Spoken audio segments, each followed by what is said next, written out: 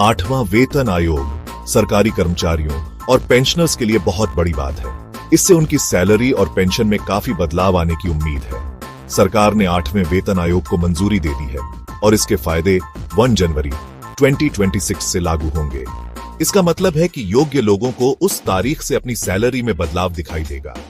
8वें वेतन आयोग का मकसद सरकारी कर्मचारियों की सैलरी, भत्ते और पेंशन को बदलना और अपडेट करना है ताकि महंगाई और आर्थिक हालात को ध्यान में रखा जा सके। सरकार समय समय पर वेतन आयोग बनाती है ताकि कर्मचारियों की सैलरी के ढांचे की समीक्षा की जा सके और बदलावों की सिफारिश की जा सके।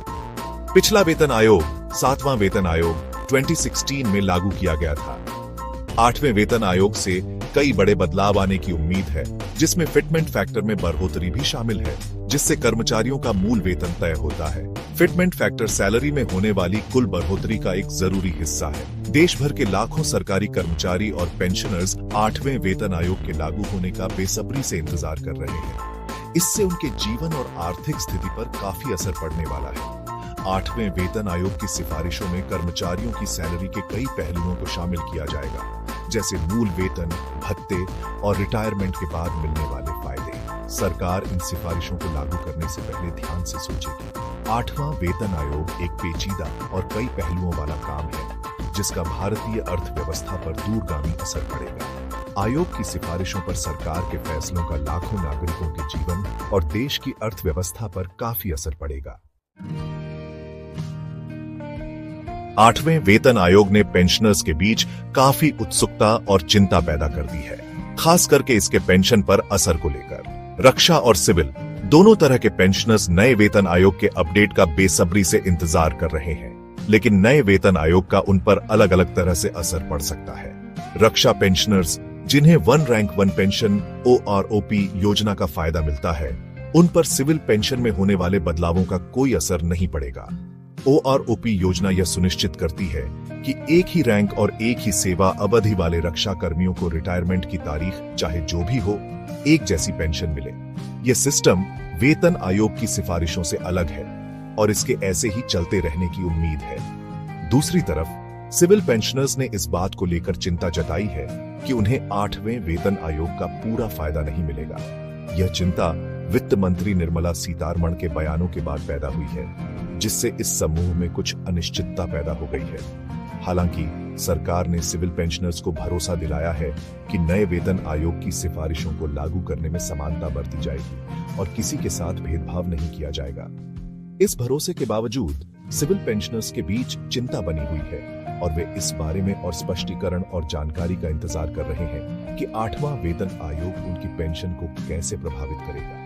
उनकी चिंताओं को दूर करने और नए वेतन सिस्टम में आसान बदलाव सुनिश्चित करने के लिए सरकार का सिविल पेंशनर्स के साथ संवाद और जुड़ाव बेहद जरूरी होगा। रक्षा और सिविल पेंशनर्स पर 8वें वेतन आयोग के अलग अलग असर की संभावना वेतन सिस्टम में इतने बड़े पैमाने पर बदलाव लागू करने की जटिलताओं को दिखाती है। सरकार को सभी पक्षों की चिंताओं पर ध्यान से विचार करना चाहिए और सभी के लिए एक समान और न्याय संगत नतीजा सुनिश्चित करना चाहिए।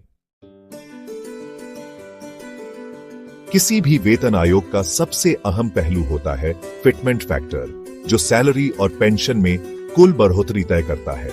फिटमेंट फैक्टर का इस्तेमाल कर्मचारियों का मूल वेतन तय करने के लिए किया जाता है, जो उनके भत्तों और पेंशन पर असर डालता है। 8वें वेतन आयोग के लिए फिटमेंट फैक्टर 1.92 और 2.57 के बीच रहने की उम्मीद है। इसे समझने के लिए 7वें वेतन आयोग में 2.57 का फिटमेंट फैक्टर लागू किया गया था, जिससे न्यूनतम मूल वेतन 7,000 रुपए से बढ़ाकर 18,000 रुपए हो गया था। हालांकि कई सरकारी कर्मचारी यूनियनों का प्रतिनिधित्व करने वाली संयुक्त सलाहकार समिति JCM ने 2.86 के ज्यादा फिटमेंट फैक्टर की मांग की है। अगर यह मांग पूरी होती है तो इससे योग्य लोगों की मूल पेंशन दोगुनी हो सकती है, जिससे उनकी कुल रिटायरमेंट आय में काफी बढ़ोतरी होगी। फिटमेंट फैक्टर पर सरकार का फैसला अपने कर्मचारियों और पेंशनर्स की जरूरतों को पूरा करने और साथ ही इस कदम के वित्तीय प्रभावों पर विचार करने के बीच एक संतुलन होगा। फिटमेंट फैक्टर सिर्फ एक संख्या नहीं है, बल्कि यह अपने कर्मचारियों और पेंशनर्स के कल्याण के प्रति सरकार की प्रतिबद्धता को दिखाता है। ज्यादा फिटमेंट फैक्टर उनके योगदान की ज्यादा मान्यता और उनकी आर्थिक सुरक्षा सुनिश्चित करने की इच्छा को दर्शाता है। इसके उलट कम फिटमेंट फैक्टर को अपर्याप्त माना जा सकता है और यह बढ़ती महंगाई का सामना करने में नाकाफी साबित हो सकता है।